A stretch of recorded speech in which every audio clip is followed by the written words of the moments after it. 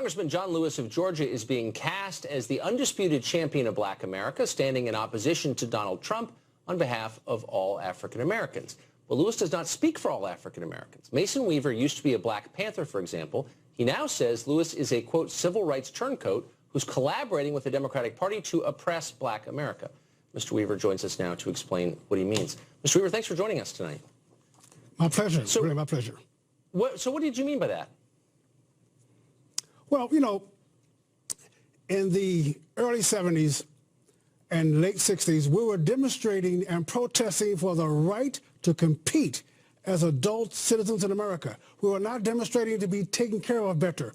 Now, Congressman Lewis, he marched across the Pettus Bridge, and they beat him and ran over him. But those were Democrats.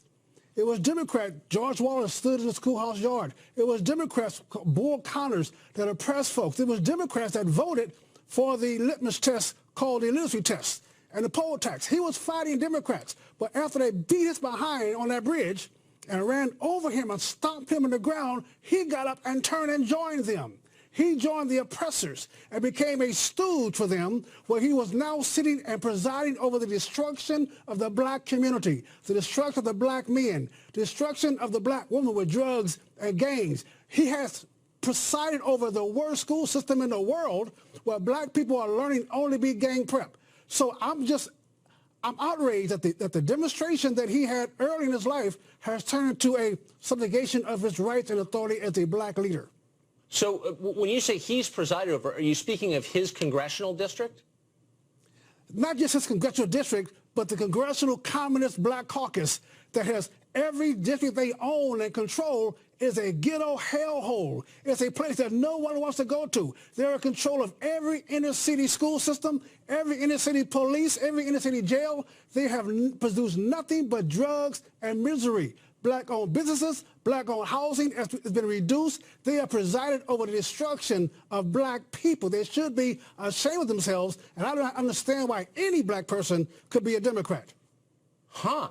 Interesting. So you believe that John Lewis, when he gets up and says anything, is already discredited because of what he's failed to do since the civil rights era? He has done nothing.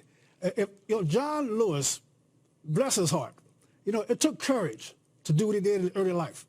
But what he has done now, he has turned himself to his enemy, like a little girl being beaten by daddy and joins daddy, like an abused woman beaten by her husband, she joins the husband. He has joined the enemy. He has joined the oppressor. And what he should do, if you're a real man, John Lewis, if you're a real hero, you stand up tomorrow morning and you look at the American people and you apologize. You have led them through decades of hell. You should apologize, say you made a mistake, say that you tried to work with them, but the Democratic Party has always been the party of abuse, always been the party of the Klan, the party that went to war to keep slaves, the party that's always been the destruction of black people. Mr. Lewis, you have presided over the destruction of black America, and you owe us an apology. And matter of fact, you're more concerned, he's more concerned about Trump being the illegitimate president, but John Lewis is the illegitimate congressman. So presumably you don't believe that John Lewis is doing this on purpose, or that other members of the Congressional Black Caucus are doing this on purpose, do you? That's why I love you so much, Tucker. You're so kind, you're so genuine, but I know that you hate BS.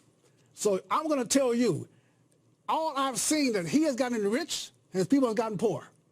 The Black Caucus has gotten more power and influence, and the black people that presiding over has gotten poor. More drugs, more gangs, less business, less home ownership, less education, more jail, more drugs. Now, if you did that in your job, you'll be fired. If you did that in any place else, you'll be fired. The worse black people are, the poorer we are, the stronger the Congressional Black Caucus is, the more powerful Democrats are, the worse off black people are. So I'm just saying, as a citizen of America, looking around my country, I'm saying that every place you find black people and Democrats, you find poverty. Now, wait for someone to say, well, I'm wrong. You find disgrace, you find degradation, you find no jobs, you find a place that is utterly unlivable. That's his legacy. Mason Weaver, not